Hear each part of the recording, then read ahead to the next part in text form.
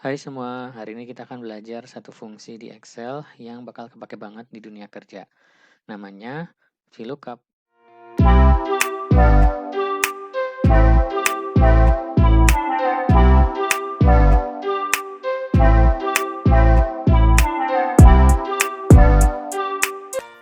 VLOOKUP itu artinya vertical lookup. Jadi sesuai namanya, fungsi ini gunanya untuk mencari sebuah nilai dari sebuah tabel yang memang biasanya bentuknya memanjang ke bawah. Makanya disebut vertikal karena dia akan mencari secara vertikal dari atas ke bawah. Nah, di sini kita akan belajar fungsi VLOOKUP dengan menggunakan dua contoh. Ya, ini adalah dua contoh penggunaan VLOOKUP yang paling umum.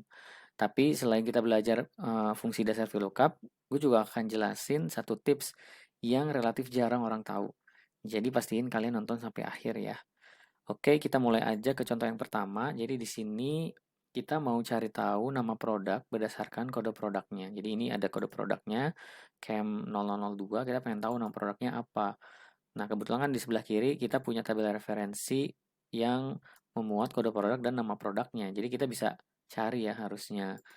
Nah, disinilah salah satu fungsi pertama dari VLOOKUP. Ya, gunanya adalah untuk mencari sebuah nilai berdasarkan nilai lain yang kita ketahui gitu.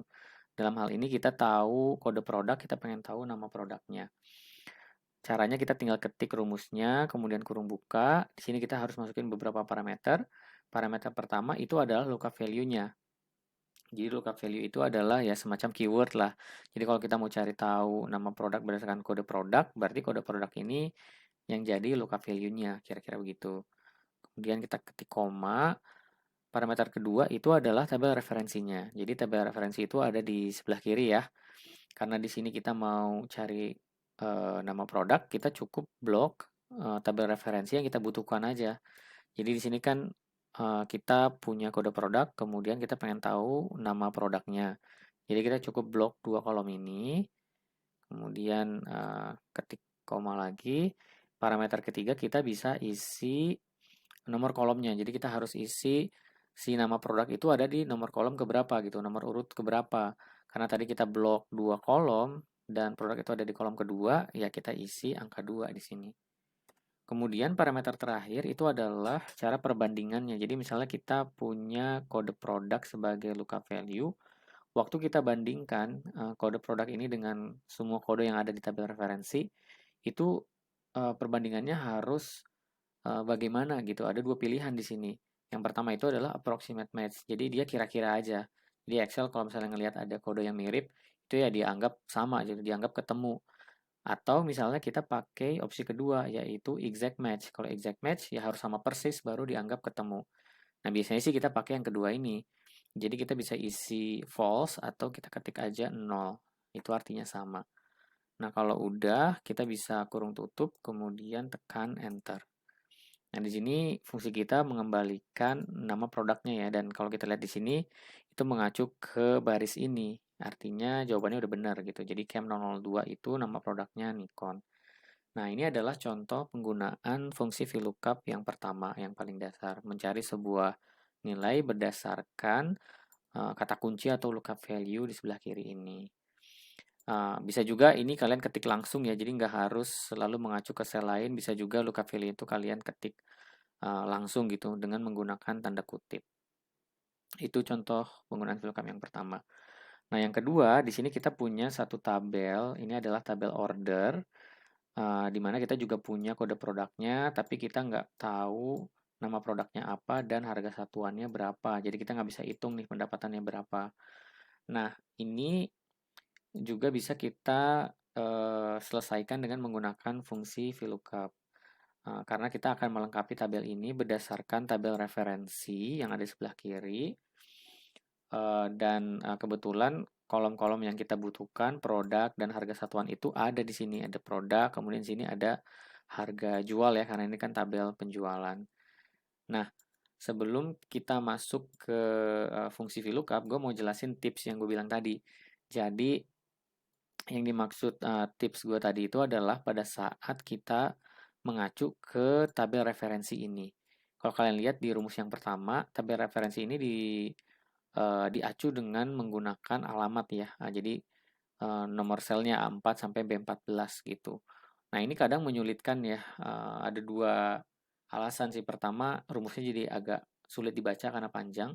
Yang kedua juga, kalau misalnya rumusnya ini nanti kita copy ke tempat lain, eh, kode referensi ini atau alamat ini akan berubah, karena ini kan relative reference ya. Kita bisa cegah ini dengan menggunakan absolute reference atau dengan menggunakan tanda dolar di depan. Biasanya pakai fungsi F4 gitu, kayak gini. Jadi kalau misalnya udah pakai absolute reference kayak gini, mau kita pindahin rumusnya kemanapun, dia nggak akan berubah, tetap mengacu ke alamat ini gitu, tabel ini. Nah, ada sebenarnya cara yang lebih mudah dibandingkan kita menggunakan absolute reference, yaitu dengan menggunakan nama. Jadi kita cukup namain aja tabel ini gitu kan. Nah, misalnya kita mau coba gunakan tabel tadi ya untuk menyelesaikan case yang kedua. Jadi pertama kita kasih nama dulu tabel ini. Caranya kita tinggal blok tabel ini, kemudian di sini kita ketik namanya. Ini kan ada kolom name box ya namanya di sini. Jadi kita bisa ketik misalnya ini tabel produk gitu. Kemudian tekan enter untuk menyimpan namanya. Jadi lain kali kalau misalnya kita mau mengacu ke tabel ini, kita cukup sebut namanya. Yuk kita praktekin.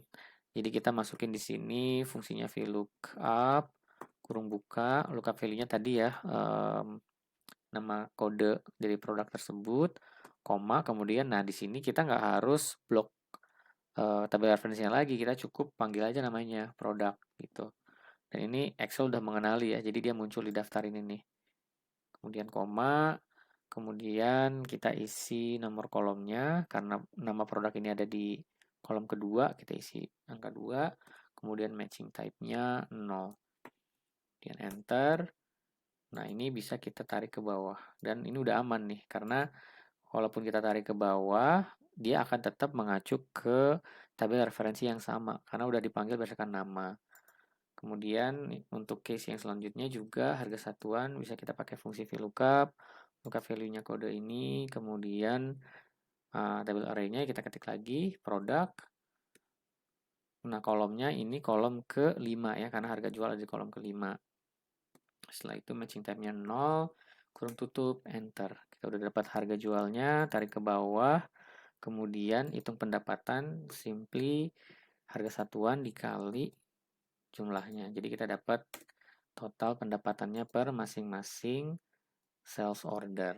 Nah, ini sekarang tabel kita udah lengkap dan kita udah selesaikan dua contoh penggunaan VLOOKUP. Semoga dasar atau penjelasan basic dari fungsi VLOOKUP ini bisa dimengerti dan kalian bisa terapkan di tempat kerja. Mungkin itu aja untuk video kali ini. Jangan lupa subscribe, like, dan juga share ke teman kalian. Siapa tahu mereka butuh video ini.